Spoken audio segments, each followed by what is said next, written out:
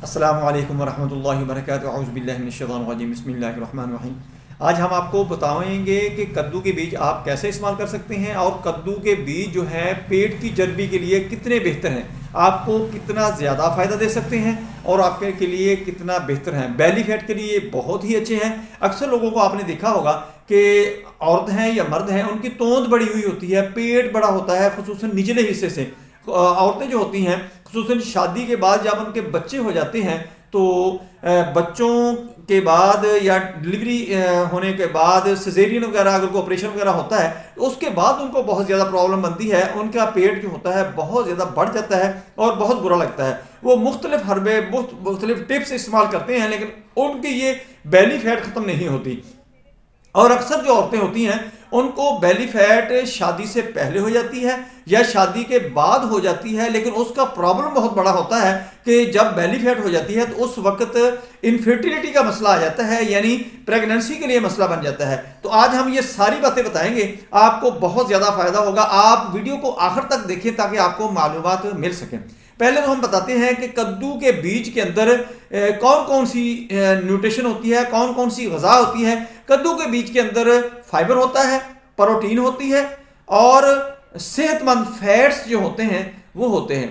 ये आप अगर इस्तेमाल करते हैं तो आपको ये सेहत भी देते हैं, आपके लिए बहुत ज़्यादा बेनिफिट आपको ये प्रोवाइड करते हैं कि आपको बेनिफिट बहुत ज़्यादा मिलते हैं।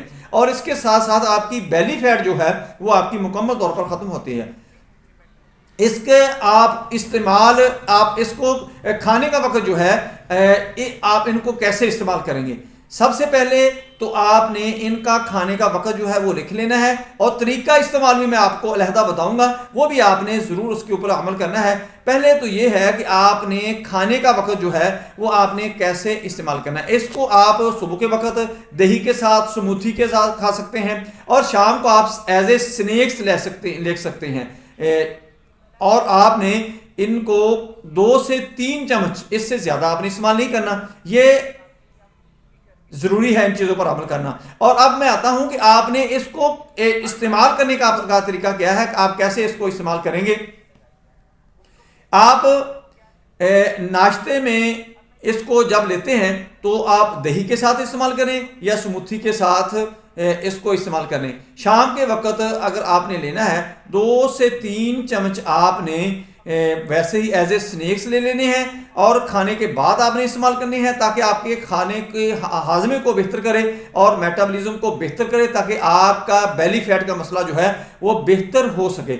और आपने ये ज़्यादा इस्तेमाल नहीं करने। और इसके साथ साथ अगर आप ये दोनों तरीक़ों से नहीं खा सकते तो फिर आप इसका पाउडर बनाकर खाने के अंदर डालकर इस्तेमाल कर लें। सलाद के ऊपर आप डाल के छिड़क के इसको सलाद के साथ खा सकते हैं। ये इसके खाने के तरीके हैं और आपने ये एहतियात रखनी है कि इनको अच्छी तरह साफ कर लें। साफ करने के बाद आपने 2 से 3 चम्मच जो हैं वो डेली आपने इस्तेमाल करने, इससे ज़्यादा इस्तेमाल नहीं करने। और तवातर के साथ आप इस्तेमाल करें। इसके अंदर ये नहीं कि आपने 2-3 दिन इस्तेमाल कर लिया उसके बाद फिर आपने छोड़ दिया, ऐसा आपने नहीं करना। आपने इसको तवातर के साथ इस्तेमाल करना है तो आपकी बेली फैट जो है वो बिल्कुल खत्म हो जाएगी। आपका हाजमे का सिस्टम, आपकी जो न्यूट्रिशन जिस्म के अंदर कम है वो भी ठीक हो जाएगी। अक्सर लोगों को ये कॉन्स्टिपेशन या गैस्ट्रिक का प्रॉब्लम होता है, वो भी इससे बेहतर हो सकता है क्योंकि ये मेटाबॉलिज्म को जब बेहतर करता है और हाजमे को बेहतर करता है तो ये सारे मामला उसके साथ साथ बेहतर हो जाएंगे। मुझे उम्मीद है कि आपको ये वीडियो बहुत पसंद आई होगी।